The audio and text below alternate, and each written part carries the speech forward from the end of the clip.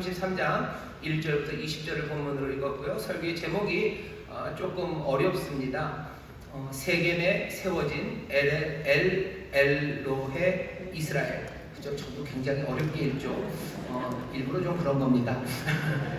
여기 모르는 말이 두 개가 나와요. 하나는 세겜이라는 짧은 단어입니다. 세겜은 동네 이름이에요. 그냥 동네 이름이라고 생각하시면 됩니다. 예루살렘 위에, 베델 위에, 사마리아 위에, 요단강 옆쪽에 있는 동네 이름이 세겜이고요. 세겜은 괜찮아요. 동네 이름이구나. 세겜이라는 동네에 뭔가 세워졌어요. 그리고 그 다음 이름이 깁니다. 엘로헤 이스라엘입니다. 엘로헤 이스라엘 이렇게 읽으면 안 돼요. 엘로헤 이스라엘입니다. 왜 설교 제목을 이렇게 어렵게 했습니까? 시어머니들 집 찾아오지 못하게 하려고 아파트 이렇게 얘기하는 것처럼 뭔지 모르게 하려고 그런 겁니까? 아니, 절대 그런 거 아닙니다. 여러분들도 이거 아는 거예요. 뒤에 있는 이스라엘은 아시죠? 이스라엘 아시죠? 이스라엘은 나라, 민족이기도 하고요. 특별히 지난주 설교를 들었기 때문에 이 이스라엘이 야곱의 이름이라는 걸 아실 겁니다. 앞에 있는 그러면요, 이건 하나님이라는 뜻이에요. 엘로헤도 하나님입니다. 여러분들 성경 설교를 들으시면서 엘로힘 이런 얘기 들어보셨죠? 엘로힘 그러면요, 신들, 하나님들이라는 복수고요. 그러면 단수입니다. 하지만 그걸 그렇게 너무 구별할 필요는 없어요. 앞에 엘도 하나님, 엘로헤도 하나님, 그 뒤에 있는 이스라엘은 야곱의 이름이에요. 무슨 뜻입니까? 하나님, 이스라엘. 순서대로 이렇게 되어 있지만 의미는 이런 거죠. 하나님은 누구셔요? 이스라엘의 하나님이셔요. 다 반대로 하면요, 이스라엘의 하나님, 그러니 야곱의 하나님이 하나님이셔요. 이걸 누가 말한가요? 야곱이 말한 겁니다. 야곱은 뭐라고 말해요? 엘로헤 이스라엘. 이스라엘의 하나님이 참 하나님이에요. 나의 하나님이 참 하나님이에요. 이스라엘의 하나님을 이 이스라엘 야곱은 지난주에 야곱강에서 만났습니다. 이 이스라엘의 하나님은 어떤 하나님이십니까? 찾아오시는 하나님이셔요. 사람들은 하나님이 어떤 분일까 궁금해합니다. 이상한 변덕이 많은 하나님, 아니면 폭력적인 하나님, 온갖 종류로 하나님을 생각하고요. 그 하나님을 생각하면서 세상을 이해하려고 하고요. 그 하나님을 생각하면서 인생을 이해하려고 해요. 하나님은 그냥 폭군이에요. 하나님은 제멋대로예요. 그러니 내 인생도 그냥 아무렇게나 될 거예요. 하나님은 그렇게 제멋대로인 하나님이니 세상이 제멋대로인 거예요. 그러니 내 삶도 제멋대로인 거예요. 근데 야곱은 뭐라고 고백합니까? 아니, 하나님은 다른 하나님이 아니에요. 이스라엘의 하나님, 엘로헤 이스라엘이 하나님이죠. 이스라엘, 야곱은 하나님을 어떻게 만났습니까? 어떻게 알아요? 이스라엘이 야곱이 아는 하나님은요, 지난주 말씀대로 야곱강 나루에 혼자 앉아있는 나를 그냥 지나치지 않으시고 찾아오시는 하나님이에요. 하나님은 그런 하나님이에요. 여러분들 신에 대해서 어떻게 생각하시는지 모르겠지만 야곱의 고백을 들으세요. 하나님은 이스라엘 하나님, 나를 만나러 오셨던 하나님이에요. 그 하나님은 어떤 하나님이에요? 자비하신 하나님이에요. 나를 함부로 대하지 않으셔요. 나를 그냥 짓밟아버리는 하나님이에요. 하나님은 사람을 짓밟으십니까? 아니요. 엘로헤 이스라엘은 밤이 새도록 그 능력을 약화시키고 약해 하시면서 나를 붙잡고 씨름하시는 하나님이죠. 나에게 오실 때 찾아오시는 하나님은 나에게 자비로 오시는 하나님이죠. 나에게 자비로 오시고 나에게 복 주시기를 원하시는 하나님이죠. 원하실 뿐만 아니라 정말로 나를 축복하시는 하나님이죠. 어떻게 축복하셔요? 나를 향해서 내 백성이다, 너 내 아들이다 라고 말씀하시는 하나님이죠. 내가 하나님의 자녀가 될, 그리고 하나님의 백성이 될 아무 자격도 없습니다. 한 것 없습니다. 하지만 이스라엘의 하나님, 엘로헤 이스라엘은 정말로 별것 아니고 지렁이 같은 그 야곱을 사랑하시고 부르시는 하나님이죠. 나를 사랑하시고 나를 자녀 삼으시려고 하나님은 모든 것이라도 버리실 수 있는 분이에요. 어떤 것도 아끼지 않는 하나님입니다. 이사야서 43장 보면 이스라엘, 너 야곱아, 내가 너를 위해서 애굽도 버릴 수 있다는 거야. 내가 너를 위해서 구스, 아프리카를 다 버릴 수도 있다는 거야. 세상의 모든 것 버려서라도 내가 너를 사랑하는 나는 그런 여호와, 내가 너를 그렇게 속량했다고 말씀하십니다. 사람들은 하나님에 대해서 이런저런 생각들을 가져요. 하지만 야곱은 분명히 얘기합니다. 하나님은 어떤 하나님이에요?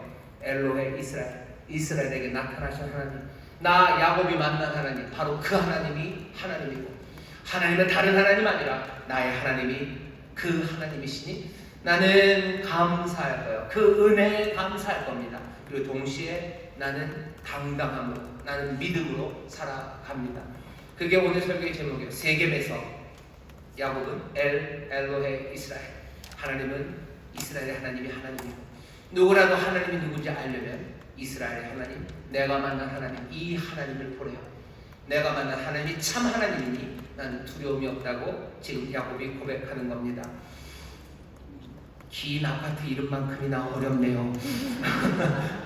아닙니다. 어렵지 않습니다. 엘로헤 이스라엘, 하나님이 나의 하나님, 하나님은 나의 하나님이 참 하나님이요, 내가 만난 하나님이 정말 하나님입니다. 신에 대해서, 세상에 대해서, 나에 대해서 세상이 말하는 이상한 말들에 속아 넘어가지 마셔. 우리는 야곱처럼 야곱강에서 그렇게 씨름하며 하나님을 만나지 못했는데요, 지난주 설교 기억하시나요? 우리가 만나요. 십자가 앞에서 만납니다. 우리를 찾아오시는 야곱강의 강의 밤처럼 갈릴리 언덕 그 어둠 가운데 우리를 찾아오시는 자비요, 우리를 찾아오셔서 그 갈릴리 언덕 그 십자가 앞에서만 아니라 오늘도 우리를 만나시죠. 여러분 어둠 가운데 있을 때 나를 찾아오시는 하나님, 그 하나님을 만난 적이 있으셔요. 그 하나님을 붙잡고 그 하나님께서 나를 향해서 내가 너를 사랑한다, 너 내 자녀다, 내가 너를 위해서 모든 걸 내어주신다 하시는 그 말씀으로 나를 축복하실 때 나는 어떻게 하셔야 됩니까? 붙잡아야 됩니다. 붙잡아야 돼요. 내가 다른 어느 것도 아니에요. 내가 이것으로 삽니다. 하나님의 자녀라는 이 복된 소식으로 삽니다. 이 복음이 나의 능력입니다. 사람들은 십자가의 도가 어리석다고 말해요. 야, 그딴 말에 넘어가냐? 그거 어리석은 거 아니냐? 그렇게 살다가 넘어지겠다, 그렇게 살다가 세상 제대로 살겠냐라고 십자가의 도가 헬라인들에게는 넘어지게 하는 거고 또 유대인들에게는 모욕적인 게 될 거예요. 하지만 구원은 우리에게는 하나님의 능력입니다. 그 십자가에도 하나님의 자녀라는 그 복된 소식을 마음에 품었을 때 갖게 되는 그 당당함과 은혜에 대한 확신으로 세상을 승리하며 나가시기를 주의 이름으로 축원합니다. 우리도 야곱 같은 사람이요, 그러니 하나님의 얼굴을 보고 브니엘 그 얼굴을 보고 밝은 아침을 향하여 저는 다리로라도 여전히 연약하고 부족하고 깨진 것 있고 가난해도 우리는 앞으로 나갑니다. 자, 어디를 향해 나가나 보셔요. 오늘은 화해에 관한 이야기입니다. 하모니, 뭐죠? 하모니를 만드는 이야기예요. 성경을 보면 형제들이 맨날 싸웁니다. 창세기 처음 시작에 가인과 아벨이 싸워요. 이 싸움은 굉장히 일방적입니다. 그냥 가인이 단박에 아벨을 쳐서 죽였어요. 그냥 원사이드 게임이죠. 그래도 그 안에는 뭐가 갈등이 있는 거예요. 그 다음에 또 나타나는 이야기는요, 이스마엘과 이삭입니다. 아브라함이 아이를 낳았어요. 둘을 낳습니다. 이스마엘과 이삭. 얘네들도 뭐 서로 치고받고 싸우지는 않아요. 하지만 이 신분의 격차라는 게 그냥 갈등을 만들어냅니다. 그리고 결국 어떻게 돼요? 이스마엘이 광야로 쫓겨나가는 그 아픔이 있어요. 여기 이삭이 아들을 낳아요. 에서와 야곱을 낳습니다. 둘은 싸워요. 야곱이 아들들을 낳습니다. 요셉과 다른 아들들이 또 형제들이 싸웁니다. 계속해서 싸워요. 결국은 인생을 싸우는 건가? 성경에 매 형제들이 싸우는 이야기만 있는데 아니요, 성경에 형제들이 싸우는 이야기만 있지는 않습니다. 적어도 오늘 아름답게 화해하는 이야기가 나와요. 원로 목사님 좋아하셨던 시편 133편 1절 말씀, 형제가 연합하여 통보함이, 형제가 하모니하여 함께 하는 것이 어찌 그리 선하고 아름다운. 여기 선하고 아름다운 일이 시작이 됩니다. 둘이 많이 싸웠죠. 지난주에 있으니까 그 얘기 이제 그만하죠. 싸웠어요. 이제 야곱이 일어납니다. 형이 400명을 데리고 와요. 오늘 보면 시작이 이렇게 되는 겁니다. 야곱이 눈을 들어보니 에서가 400인을 거느리고 오는지라. 그 자식들을 나누어 레아와 라헬과 두 여종에게 맡기고 형이 옵니다. 어쩔 줄 몰라서 지난밤에는 야곱강 나루에 그러고 앉아 있었어요. 도망가야 되나 어찌해야 되나. 인생의 그 슬픔 가운데 앉아 있었는데 주님 붙잡고 주의 복된 소식, 복음을 들었죠. 내가 하나님의 자녀요, 하나님이 나를 사랑하셔요. 그렇다면 내 모든 인생의 복은 주께 있어요. 그러니 내가 형에게 맞아 죽더라도, 내가 형에게 모든 것들을 다 빼앗겨도 나는 주님으로 충분해요. 그 믿음에 이 야곱은 앞으로 나갑니다. 전에는 모든 것들을 앞에다 밀어놨어요. 근데 이제는 아니에요. 여전히 똘똘하게 합니다. 여종과 그 아이들이 앞에, 그 다음이 조금 안 예쁜 레아와 그 아들, 그 다음에는 자기가 제일 좋아하는 라헬과 그 아들 요셉은 순서대로 이렇게 나요. 혹시 만약의 사태에 대비하는 거죠. 전에는 야복강에서 주님 만나기 전에는 이 사람들 뒤에 자기가 있었습니다. 하지만 이제는 아니에요. 야곱이 그 앞에 섭니다. 제일 앞에 서서 400명을 이끌고는 해서 그 앞으로 걸어갑니다. 오늘 읽는 본문의 전반부는 뭐예요? 그 화해의 이야기입니다. 화해가 어떻게 이루어지나 보셔요. 화해가 어떻게 이루어지나 보십시오. 야곱은 앞으로 나가요. 앞으로 갑니다. 그리고서 형에게 7번을 절을 해요. 왜 절을 하죠? 인정하는 거예요. 에서 당신이 형입니다. 당신이 형입니다. 내가 이제껏 당신이 형인 걸 부정하려고 살았어요. 내가 형이 되고 싶었고 내가 이 집안의 장자가 되고 싶었어요. 근데 이제는 아니요. 당신이 형입니다. 라며 7번 절을 합니다. 저는 다리로 가까이 갑니다. 그리고서는 어떻게 뒤로 물러나지 않아요? 가까이 갑니다. 형제 사이의 화해, 그 선한 일이 어떻게 이루어지나 보셔요. 앞으로 나가야 돼요. 그리고 절해야 됩니다. 그 다음에 형은 어떻게 하죠? 형은 그렇게 절하며 다가오는 동생에게 달려갑니다. 3절부터 제가 읽어보겠습니다. 자기는 그들 앞에서 나아가되 몸을 7번 땅에 굽히며 그 형 에서에게 가까이 하니 에서가 달려와서 그를 맞아서 안고 목을 어긋 맡기고 그와 입 맞추고 피차우니라. 에서는 달려와요. 그리고 끌어안습니다. 끌어안는데 더 가깝게 안고 싶은 거예요. 그러니 목을 어긋 맞춰야 돼요. 이 목이 같이 똑같은 쪽으로 계속 가면 안 됩니다. 어긋나야 돼요. 그래야 입 맞추기가 쉽습니다. 뽀뽀해보신 분들은 압니다. 어긋 맞춰요. 그리고 입 맞춥니다. 그리고 어떻게 해요? 웁니다. 여기에 무슨 말이 필요합니까? 말이 필요 없습니다. 갈등하고 분열하고 죽일 듯 했던 형제가 20년 만에 만났어요. 화해는 어떻게 이루어집니까? 아무 말이 필요 없어요. 야곱이 에서에게 하는 말, 에서가 야곱에게 하는 말, 그건 뒤에 나오는군요. 화해의 자리, 화해의 샘이 터지는데 거기는 말이 필요 없습니다. 우리가 알고 있는 화해의 아름다운 장면이 신약에도 나와요. 누가복음에 나옵니다. 탕자가 집을 떠났어요. 아버지에게 모욕을 주고 갔어요. 모욕감을 주고 갔어요. 재산을 다 가지고 와서 몽땅 다 탕진하고 이제 돌아옵니다. 이 아버지와 이 아들은 원수가 돼야 돼요. 그럴 수밖에 없어요. 모욕감을 던지고 망하게 하고 나갔죠. 그런데 이 아들이 만신창이가 되어서 돌아와요. 나갈 때는 삐까번쩍하게 나갔을 겁니다. 하지만 들어올 때는 누구도 그 동네 사람들 아무도 알아볼 수 없을 만큼 초라한 얼굴이 되어 와요. 하지만 누구는 알아봐요? 아버지는 알아봅니다. 성경은 상고가 멀대요. 서로의 거리가 멉니다. 그래도 아버지는 알아요. 그리고 뭐하죠? 달려갑니다. 아들은 오기 전에 대사를 연습했었어요. 할 말을 준비했죠. 멋진 말입니다. 내가 하늘과 아버지께 죄를 얻었어요. 내가 하나님께 죄짓고 아버지께 죄를 지었으니 이제 내가 아버지의 아들이라고 일컬음을 받지 못해요. 나를 아들이라고 여기지 마시고 종들 중에 하나를 여겨주시면 그걸면 됩니다. 내가 그 말 하겠다고 오면서 계속 대사 연습하고 갈고 닦으면서 와요. 하지만 아버지는 그 먼 거리를 달려와서 그냥 와락 끌어안아 버립니다. 아들은 뭔가 준비한 말을 합니다. 하지만 아버지는 그 말에 대해서 대답하지 않아요. 그냥 끌어안아요. 끌어안고 입 맞춥니다. 화해의 샘이 터져 나가는 거예요. 하나님께서 우리를 향하여 정말로 화해의 몸짓을 하시기 위해서요. 우리와 화목을 만드시는 그 화목제가 드려지는 자리에서 하나님은 아무 말씀이 없으십니다. 아무 말씀 없으셔요. 아들도 별말 없어요. 내가 이렇게 돼서 모든 죄를 어떻게 쓰니 그렇게 얘기하지 않아요. 그냥 이 삶을 받으시라. 내 영혼 아버지께 부탁한다. 내가 그냥 다 이루었다. 이제 그 일 하시라. 십자가 그 어둠 가운데는 침묵이요. 화해하는 자리는 그런 자리입니다. 이 일이 잘 이루어지지를 않죠. 이 일이 잘 이루어지질 않아요. 야곱이 처음부터 이러려고 했습니까? 아니요, 야곱은 도망갈까 뭐 할까? 어떻게 뭘 무슨 말로 속여먹을까? 뭐라고 형한테 말을 하면 될까? 옛날에 팔죽팔대처럼 뭔가 좀 뭔가 잘 그죠? 그 상황을 미장센을 잘 만들고 뭔가 좀 그래야 되는 것 아닐까?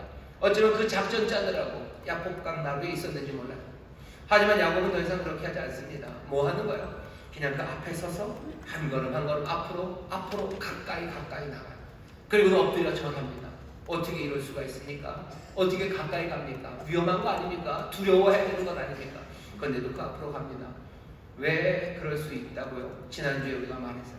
복 주시는 분을 만났습니다. 그리고 그분이 야곱을 축복했기 때문이에요. 하나님입니다. 내가 네 하나님, 엘로헤 이스라엘이죠. 내가 너의 하나님이다. 너 내 백성이고 너 내 자녀다.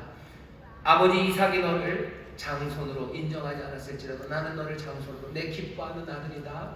너 내 백성이니 내 모든 것이 네 것이다라는 축복의 말씀, 복음을 야곱이 마음에 들었습니다.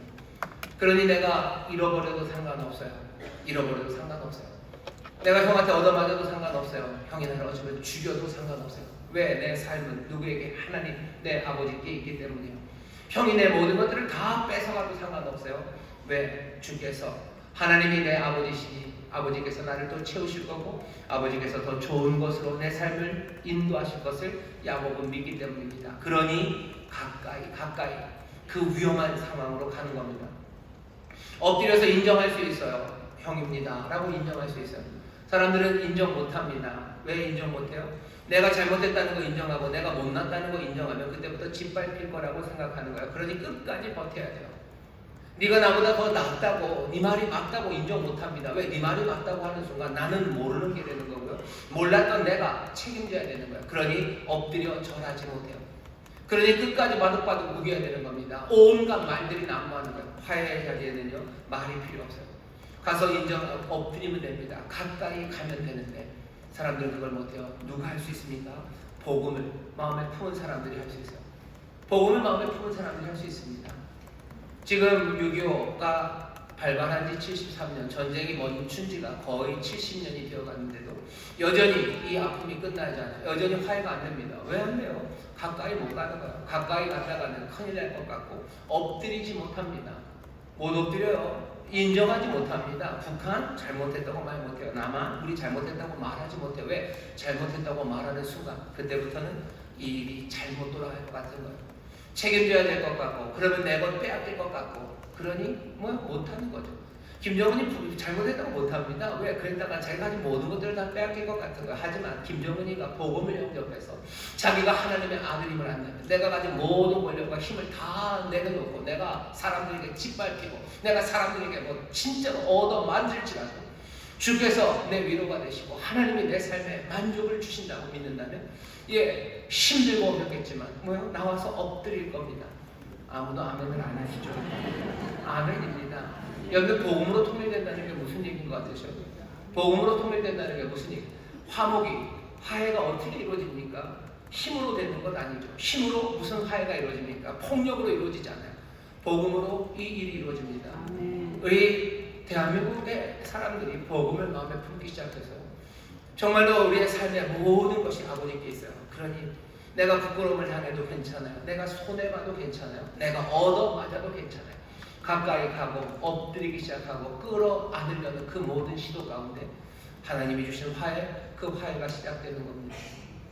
대한민국에 뿐만 아니라 북한에도 그 복음을 영접하게 하시는 복 주시는 분이 가셔서 복 주시는 분을 만나는 복이 정말로 이 북과 남에 넘쳐나기 시작할 때 진정한 이 화해가 이루어집니다. 대한민국에도 이 일들이 필요해요. 정치권에서 아무도 화해하지 않아요. 여기 국민의힘, 더불어민주당 국회의원들이 끌어안고 여기 있는 것처럼 목을 어금 맞추고 입 맞추고 함께 우는 거 보신 적 있으셔요? 한 번도 없어요. 지난 70년간 그런 거 본 적 있습니까? 근데 상상만 해도 선하고 아름다운 것 같아요. 상상만 해도 막 소름이 쪽쪽 끼치도록 선하고 아름다워요. 가까이 가서 자기들이 전하기 시작하는 거예요. 우리가 잘못한 것에 대해서 너희들이 맞았다는 것에 대해서 그것들 이야기 시작하고 달려와 끌어안고 입 맞추고 함께 울기 시작하면 세상은 얼마나 선하고 아름다운 곳이 될 것 같습니까? 그런데 그 일 절대 못합니다. 그 사람들이 IQ가 낮아서 그런 게 아니에요. 왜 못합니까? 여기 하나님이라는 든든한 정말로 삶의 모든 것들을 책임져 주시는 일을 마음에 영접하고 그분의 은혜 안에 있다는 이 복된 소식을 붙잡지 못하는 한 사람들 앞에 나와서 엎드리지 못해요. 온갖 것들로 그냥 이리저리 빙글빙글 돌기만 할 뿐입니다. 대한민국에 화해가 필요한 곳이 여러 곳이 있어요. 근로자들, 소위 말하는 노동자들은 여기 있는 고용주 내지는 소위 말하는 자본가 앞에 가까이 가지 않아요. 가까이 갔다가는 안 좋은 일만 있을 거예요. 가까이 안 갑니다. 그리고 당연히 7번 엎드려 절하지 않아요. 우리가 잘못한 게 있다고 말하지 않아요. 그리고 너희들이 맞았다고 말하지 않아요. 왜? 우리가 잘못했다고 말하면 뭐야? 그러니까 손배소들, 손해배상 소송 들어오는 거야. 니들이 맞았다고 하면 여태까지 우리가 했던 모든 것들이 부끄러워지는 거예요. 그러면 못 살 것 같은 거예요. 그러니 가지도 않고 엎드리지도 않아요. 그러니 뭐 끌어안고 입 맞추고 함께 우는 일, 그런 일 일어나지 않습니다. 반대쪽도 마찬가지죠. 사업자들 아니면은 뭐 자본가들, 여기 있는 근로자들, 노동자들한테 가까이 가지 않아요. 가까이 가면 좋은 일 없어요. 좋은 일 없어요. 거기 가면 뭔가 구질구질해지고 뭔가 좀 이상해져요. 그러니 내 인생을 뭐죠? 화려하게, 내 인생을 평안하게 지키기 위해서는 가까이 가면 안 됩니다. 하지만 복음으로 충만한 사람은 달라. 내가 가까이 가서 내 삶이 어그러져도, 내가 그것 때문에 내 삶이 무너지지 않아. 왜? 내가 하나님이 주시는 위로와 하나님이 내 삶을 붙잡고 계실 것을 믿으니 나는 가까이 갈 수 있습니다. 그리고 왜 사장님들이랑 자본가들이, 여기 있는 노동자들, 근로자들이 잘못한 게 왜 없어요? 있죠. 엎드리면 돼요. 7번 절하면 돼요.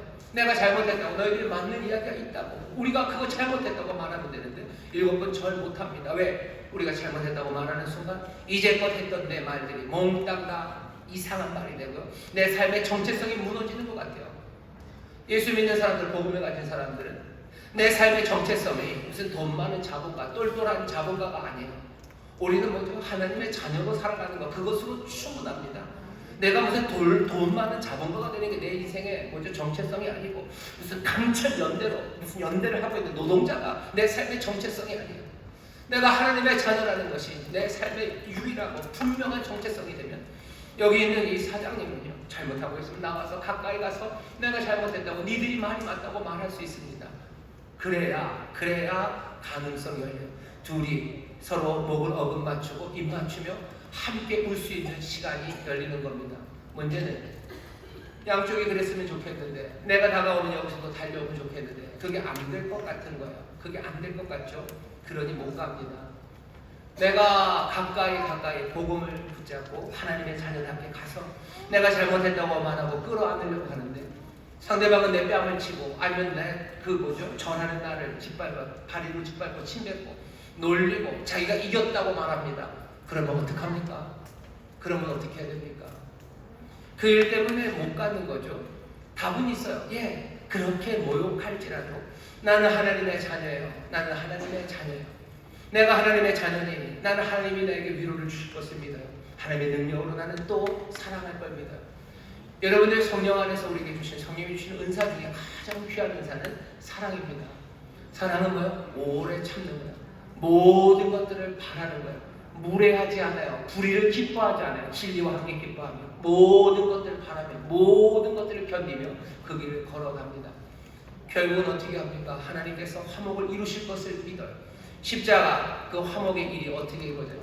주께서 십자가로 가실 때 그 갈보리 언덕 그 위를 그냥 단걸음에 걸어가셨어요. 콤파스가 너무너무 길으셔서 그냥 그 언덕 한 번에 올라가시나요? 아니, 몇 걸음이나 올라가셨을까? 모르겠습니다. 500걸음? 아니면 뭐 700걸음? 200 몇십 걸음? 그 화목을 위해서 몇 걸음을 걸으셨을 것 같아요. 찬송이죠. 걸음마다, 자웅마다 다 피예요. 다 땀이에요. 우리가 화목을 위해서 살아가는 하나님의 자녀들, 우리도 한 걸음에 단번에 그 화목이 이루어지면 얼마나 좋겠습니까? 하지만 우리는 알아요. 예수님, 화목을 이루시는 그분, 하나님의 정말로 참된 아들이 정말로 가까이 다가오시고 그렇게 엎드리시고 또 그렇게 가까이 다가오는 그 발걸음을 세상이 침뱉고 모욕하고 때리고 온갖 말들로 거스려 말했을지라도 주께서는 그 화목의 한 걸음 한 걸음 그 갈보리 언덕을 오르셨어요. 우리의 삶도 그럴 겁니다. 대한민국의 통일이 복음으로 통일될 거예요. 아까 그림은 멋지죠. 복음을 영접한 사람들, 그 사람들이 정말로 주님만을 의지하기 때문에 두려움 없이 가까이 나와서 서로가 자기의 잘못들을 말하고 네가 옳은 것에서 옳다고 말하기 시작하고 끌어안을 때, 그때 함께 눈물의 샘이 터지며 화목이 이루어질 텐데, 이 아름다운 프로젝트가 그렇게 끝까지 늘 낭만적이지 않은 이유는 우리가 알고 있는 십자가, 그 갈보리 언덕의 길, 그 길을 우리에게 보여주시기 때문이에요. 근데 오늘은 왜 이렇습니까? 오늘 왜 이렇게 단박에 됐습니까? 단박에 된다는 것도 여러분들이 보셔야 돼요. 이루어진다라는 거 보셔야 돼요. 그 길이 험해도 분명히 이루어집니다. 이 꿈도 없는 사람들은요, 갈 길을 모르는 거예요. 화해, 그런 건 이루어질 수 없다고. 우리의 삶에 형제가 연합하여 동거하는 선한 일들, 그 일은 이루어질 수 없다고 아예 생각하는 사람들, 그 사람들에게 보여주는, 아니 여기 화해의 길이다. 오래 20년을 싸웠던 사람들 여기 이렇게 화해한다. 뭘로? 하나님 만나서 축복된 말, 하나님의 복을 받은 사람들, 그 사람들 안에서 이 화해가 이루어진다는 거, 이거 보여주시는 겁니다. 오늘 여러분들 이 놀라운 아름다움을 붙잡으시고 정말로 하나님의 복음으로 충만해진 사람들, 화해를 위하여 달려나가시기를 주의 이름으로 축원합니다. 예수님도 그러셨어요. 화평케 하는 자가 복이 있습니다. 그 사람들이 하나님의 아들이라 일컬음을 받을 거예요. 이 말씀은 거꾸로 읽으셔야 돼요. 너네가 화목한 일, 화평을 잘 만들어 와. 그러면 하나님의 아들이라고 해줄 게가 아니야. 반대로 읽으셔야 돼요. 누가? 오직 하나님의 자녀들이 화평을 만들 수 있습니다. 하나님의 자녀라는 그 복된 소식을 붙잡아 삶이 정말로 주 안에서 하나님의 자녀의 풍성함, 그 든든함, 그 믿음에 선 사람들이, 그 사람들이 화평을 만들어낼 수 있는 거예요. 하나님의 자녀가 다가갈 수 있습니다. 하나님의 자녀가 엎드릴 수 있습니다. 하나님의 자녀가 더 가까이 갈 수 있고, 그 화목의 일이 단번에 한 걸음에 이루어지지 않아도 사랑 안에서 계속 할 수 있는 건 하나님의 자녀이기 때문입니다. 하나님의 자녀가 된 우리들에게 화목케 하는 일을 맡겨주셨다고 하셔서 여러분들 이 귀한 꿈들을 놓치지 마셔요. 여러분의 가정에서 화목이 이루어질 줄 믿습니다. 여러분의 직장에서 화목이 이루어질 줄 믿습니다. 이 나라, 이 민족, 남과 북의 화목이, 아름다운 하모니가 이루어질 줄 믿습니다. 복음으로 이루어질 줄 믿습니다. 하나님의 자녀를 통하여 이루어질 줄 믿습니다. 여기까지 참 좋아요. 여기서 딱 끝나면 참 좋습니다. 그런데 모두가 좋은데 성경 본문이 안 끝났어요. 그래서 좀 더 할 겁니다. 이게 이렇게 되면 얼마나 좋습니까? 근데 여기서 끝이 아니에요. 형아가 얘기하죠. 에서가 자 이제 가자. 동생아 가자 얘기하는데 동생은 안 갑니다. 12절에 에서가 가는데 우리가 떠나가자. 내가 너의 앞잡이가 되리라. 내가 너 앞에서 가겠다 라고 얘기해요. 야곱이 그 얘기를 했는데 내 주도 아시거니와 자식들은 유약하고 내게 있는 양떼와 소가 새끼를 데렸은즉 하루만 과히 멀면 모든 때가 죽으리니 청컨대 내 주는 종보다 앞서가소서. 나는 앞에 가는 짐승과 자식의 행보대로 천천히 인도하여 세일로 가서 내 주께 나아가리다. 형이 살고 있는 세일산, 형은 가셔요. 세일산으로 가셔요. 내가 천천히 뒤따라 갈게요. 뭐니까 거짓말하는 겁니다. 거짓말하는 거예요. 뒤따라 안 갑니다. 뒤따라 가다가 지쳐서 딴 데로 샌 게 아니에요. 처음서부터 야곱은 세일산으로 가자는 말에 싫은 거예요. 야곱에게 그래 그럼 내가 몇몇은 남아서 너희들 지키게 해줄게. 아니 그것도 필요 없다고. 그런 은혜를 베푸실 필요 없다고 하면서 보냅니다. 왜 그런 거죠? 야곱 안에 여전히 거짓의 영이 남아있어서 비슷합니다. 아마 거짓말하는 게 야곱은 굉장히 편한 사람이에요. 불쑥불쑥 나옵니다. 그건 야곱의 재능이고, 도대체 야곱은 왜 이런 겁니까? 복음을 마음에 품은 거 아닙니까? 하나님의 자녀 아닙니까? 하나님의 자녀, 정말로 그 은혜로우신 하나님이 내 하나님이다 라고 야곱은 붙잡았는데, 이 길을 떠나지 않는 이유는 오늘 본문 뒤에 보면 세겜으로 가고 싶어서요. 형이 가고 나서 야곱은 그냥 아무렇지도 않은 것처럼 고민 없이 숫꽃이라는 곳에 초막을 짓습니다. 숫꽃이라는 이름이 초막이라는 뜻이에요. 거기서 뭐 하는 거예요? 자기를 위해서 집을 지었대요. 그리고 자기 짐승들을 위하여 초막, 막들을 지었어요. 그래서 거기 이름이 숫꽃입니다. 초막을 지었어요. 여기는 어디입니까? 장소는 세겜성 앞입니다. 세겜이라는 큰 도시 앞에 거기에다가 천막을 쳐요. 형을 무서워해서 형이 혹시라도 자기를 어떻게 할까봐. 그랬으면 북쪽으로 도망가야 돼요. 도망가야 되죠. 산골로 숨어야 되죠. 야곱은 산골로 숨지 않아요. 형에게서 더 멀리 가지도 않아요. 그냥 딱 어디 세겜으로 갑니다. 세겜 앞에 자리를 잡아요. 세겜 앞에 자리를 잡는다는 것은 형이 있는 세일산으로 가는 게 자기에게 유리하지 않아요. 세일산은 양떼 기르고 여기 목축해서 먹고 살기 쉽지 않습니다. 물론 양떼 몇 마리는 기를 수도 있어요. 하지만 야곱처럼 그렇게 거대한 양떼를 그렇게 기업적인 목축을 하려면 세일산은 안 돼요. 세겜성 앞에 그 초지 그리로 가야 합니다. 아브라함과 롯이 서로 종들이 다퉈요. 그때 아브라함이 너 롯 고르라고 그러죠.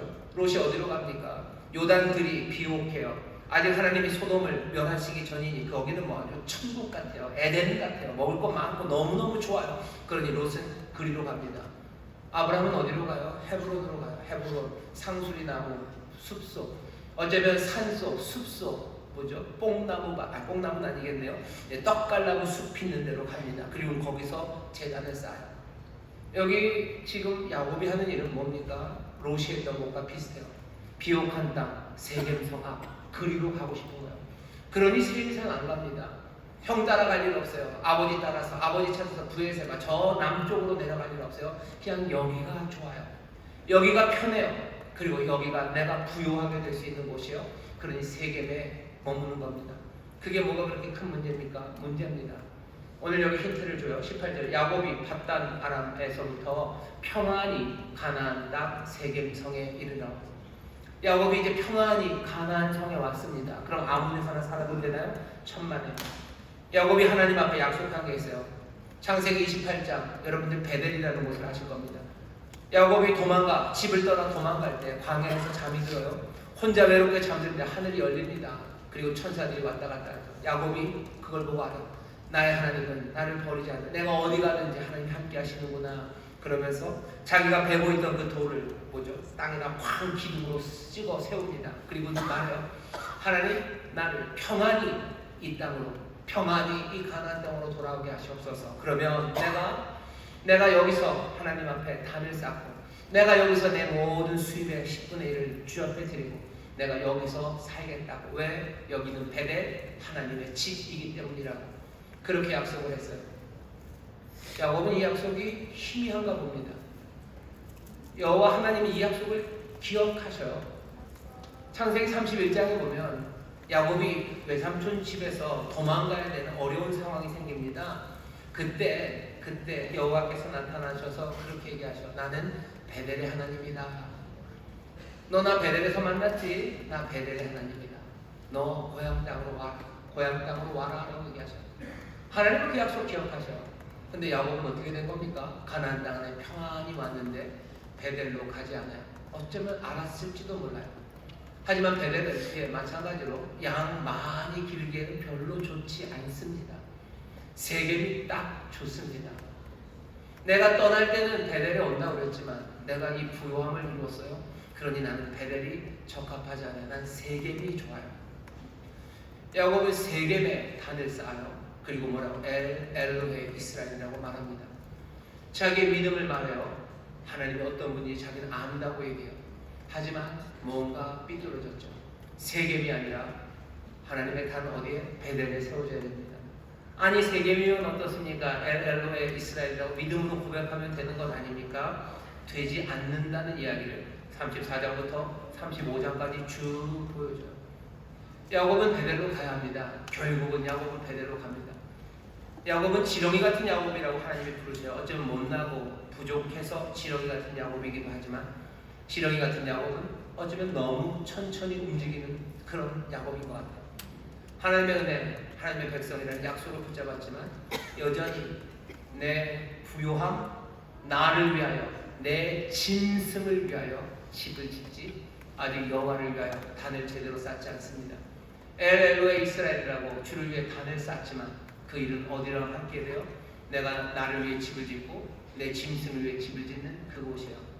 하나님과 바라지 않는 거야. 베델로 오라고. 베델로 오라고.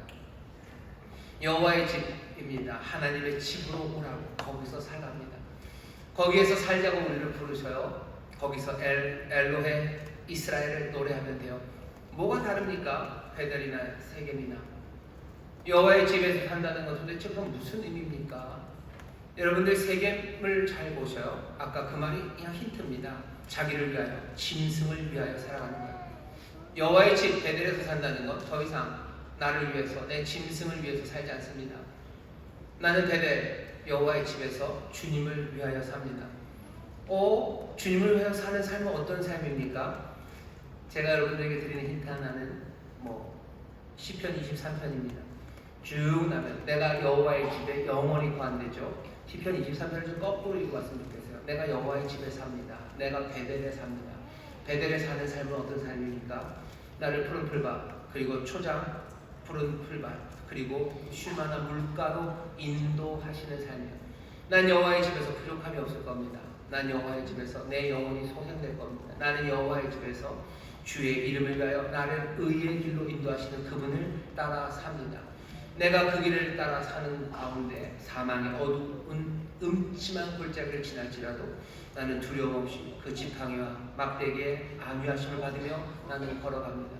내게 원수가 다가올지라도 나는 두려워하지 않을 것. 주께서 내게 상을 베푸시고 원수 앞에 서 있는 나를 기름 바르시며 이쁘다고 칭찬하실 거예요. 내 인생의 잔을 넘치게 채우실 거예요. 나는 여호와의 집에서 그렇게 살아갈 겁니다. 여호와의 집에 산다는 것 여러분들 고정적으로 생각하지 마셔.